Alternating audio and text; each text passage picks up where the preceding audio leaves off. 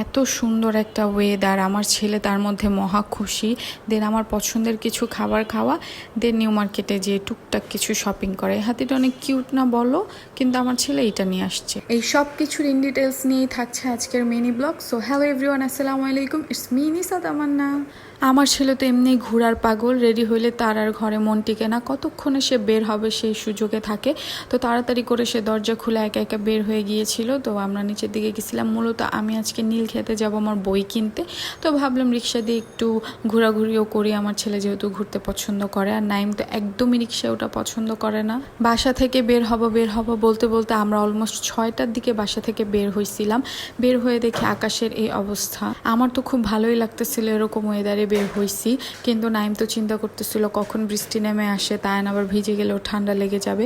তো অনেকক্ষণ যাবত দাঁড়ায় ছিলাম শুধুমাত্র রিক্সার জন্য, মানে রিক্সা পাইতেছিলাম না। এরকম ওয়েদার হইলে রিক্সা পাওয়াটা একটু টাফ হয়ে যায়। এরকম একটা ওয়েদারে রিক্সা দিয়ে ঘুরতে পারলে আর কি লাগে বলেন, আপনার দিনটাই তো ভালো হয়ে যাবে। তার মধ্যে যখন দেখবেন আপনার বেবিটা অনেক বেশি খুশি হয়ে গেছে ঘুরতে পেরে, সে তো মহা খুশি। দেখেন সে রিক্সার সিটে বসছে, কারণ সে এখন বড় হয়ে গেছে, সে কোলে বসতেই চায় না একদম। সব সময়ের মতো এবারও নাইমের ক্যামেরার দিকে আসতে ভালোই লাগে না, মানে এই জন্য আমি আমাকে ভিডিও করতেছিলাম। ও ক্যামেরার সামনে আসা পছন্দ করে না, আর ওর সামনে আমি ভিডিও করতে গেলে আমার সাথে কেমন কেমন যেন করে, যে কেন এত ভিডিও করা লাগছে। তো বিখ্যাত নিউ মার্কেটের সেই গলিতে চলে আসছি। ঈদে তো এই জায়গার অবস্থা খুবই খারাপ থাকে, বাট আজকে ভালোই ছিল, কিন্তু টেনশন ছিল কখন বৃষ্টি নেমে আসে। এখানে আসছি মূলত আমি আমার একটা বই কিনতে।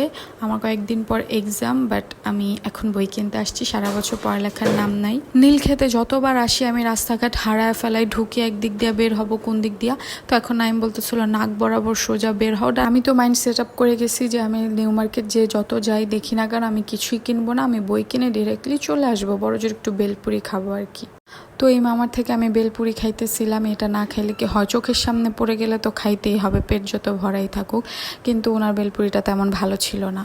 দেন এইখানে দেখলাম এরকম টুকটাক কসমেটিক্স বিক্রি করতেছে, তো এখান থেকে আমি একটা লিপ টিন্ট কিনছিলাম। একটু সামনে আগাইছি, দেখি এরকম কিউট কিউট পুতুল বিক্রি করতেছে। এই হাতিটা অনেক কিউট না বলো, এই হাতিটা আমি তায়ানকে নিতে বলছি, বাট ও এটা নেবে না। ও একটা কি যেন আরেকটা পুতুল নিছে, ওইটা অনেক কিউট। ওর আগে একটা হাতি ছিল, তাই ওইটা নিবে না। এখানে আমি দেখছি বাচ্চাদের জামা কাপড় বিক্রি করতেছে, মানে ঘরে পরার জন্য। তো আমি ভাবলাম এগুলো আমি অনেকগুলো কিনে নেই, কারণ এগুলোর দাম ছিল মাত্র 25 টাকা। তো আমি তো বস্তা ভরে তায়ানোর জন্য প্যান্ট আর গেঞ্জি নিয়ে আসছি এইখান থেকে এত কম দামে। সস্তা পেয়ে বস্তা ভরা কিন্তু ঠিক না, প্রোডাক্টগুলো খুবই খারাপ ছিল। মানে একবেলা পরার পর আমার ছেলের প্যান্ট জামা শিলি ছুটে গেছে, কি আর বলবো। 25 টাকার জিনিস আর কতই বা সার্ভিস দিবে। জিগাতলার এই জায়গাটা আমার অনেক অনেক বেশি পছন্দের, অনেক ইমোশন জড়িত এইখানে, কেননা এইখানে আমার এককালে ক্যাম্পাস ছিল। তখন থেকে যদি আমি ব্লগিং করতাম, দেন ভিডিওর ভিতরটা যে কত সুন্দর সেটা একটা মেমোরি ক্রিয়েট করে রাখতে পারতাম। But so sad. দেন হচ্ছে তাকুয়াতে চলে আসছি, অনেক বছর পর আমি তাকুয়াতে আসছি। আজকে চুরমুর খাবো বলছি। এইখানকার চুরমুর আমার অনেক অনেক পছন্দের। আগে অনেক টেস্ট ভালো ছিল, এখন কেমন জানি না, অনেক বছর পরে খাইতেছি, বাট মনে হইতেছে সেমই হবে। আমার ক্যামেরাম্যানটা এত শাই, কোনো একটা ভিডিও করে দিতে বললে সে কেমন কেমন যেন করে। দেন হচ্ছে একটা চটপটিও নিছিলাম। অবশ্যই আমার ছেলে মূলত এই কিউট পুতুলটা নিছিল। So it's for today. আল্লাহ হাফেজ।